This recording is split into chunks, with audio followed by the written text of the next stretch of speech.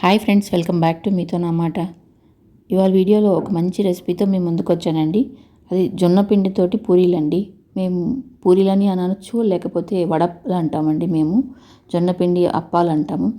దీనికోసం నేను ముందుగా 2 కప్పులు జొన్న పిండిని తీసుకున్నానండి. ఇలా పిండిని బాగా జల్లెడ పట్టుకొని తీసుకున్నాను. అలాగే ఇప్పుడు దీంట్లోకి పచ్చిమిరపకాయలు డైరెక్ట్గా వేస్తే మనం ప్రెస్ చేసేటప్పుడు ముక్కలు అయిపోతాయి. అందువల్ల నేను పేస్ట్ చేసి పక్కన పెట్టుకుంటున్నాను. పచ్చిమిర్చి, కొత్తిమీర వేసుకొని పేస్ట్ చేసుకున్నాను. అలాగే ఇందులోకి తగినంత ఉప్పు వేసుకొని సన్నగా కట్ చేసుకున్నటువంటి ఉల్లిపాయ ముక్కలు వేసుకుంటున్నానండి.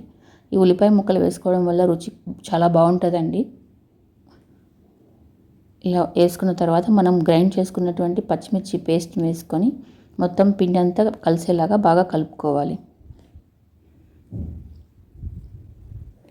ఇలా కలుపుకున్న తర్వాత గోరువెచ్చటి నీళ్లు వేసుకొని పిండిని చపాతీ ముద్దలాగా కలుపుకోవాలి.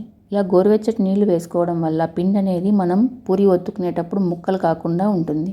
చూడండి, ఇలా గట్టిగా కలుపుకున్న తర్వాత ఒక తడి బట్ట తీసుకొని ఇలా కప్పి ఉంచుకోవాలి. ఇలా కప్పి ఉంచుకోవడం వల్ల పిండి అనేది ఆరిపోకుండా బాగా ఉంటుంది. ఇప్పుడు మనం పూరీలాగా ఉండలు చేసుకోవాలి. పూరీలు చేసేటప్పుడు మనం ఎలా చేసుకుంటామో అలా చిన్న చిన్న బాల్స్ చేసుకుని పక్కన పెట్టుకుందాం. ఇలా అన్ని బాల్స్ చేసుకున్న తర్వాత మళ్ళీ బట్ట కప్పి ఉంచుకోవాలి. పిండి ఆరిపోకుండా చూసుకోవాలి. ఇప్పుడు ఒక పూరీ ప్రెషర్ తీసుకొని ఏదైనా మనం సరుకులు తెస్తాం కదండి, ఒక కవర్ని ఇలా కట్ చేసుకొని వేసుకున్న తర్వాత కొద్దిగా ఆయిల్ అప్లై చేసుకొని ఒక్కొక్క బాల్ తీసుకొని పూరీని ఎలా చేసుకుంటామో అలా ప్రెస్ చేసి ఉంచుకోవాలి. ఇవి బాగా డీప్ ఫ్రై చేసుకొని ఎక్కువ రోజులు కూడా నిల్వ చేసుకోవచ్చండి. పూరీలాగా చేసుకోవచ్చు. అలాగే బాగా ఇంకా ఎక్కువగా డీప్ ఫ్రై చేయడం వల్ల ఎక్కువ రోజులు నిల్వ ఉంటుంది. ఇలా బాగా కాగిన నూనెలో మనం ఒత్తుకున్నటువంటి పూరీని ఇలా వేసుకొని బాగా ఫ్రై చేసుకోవాలి.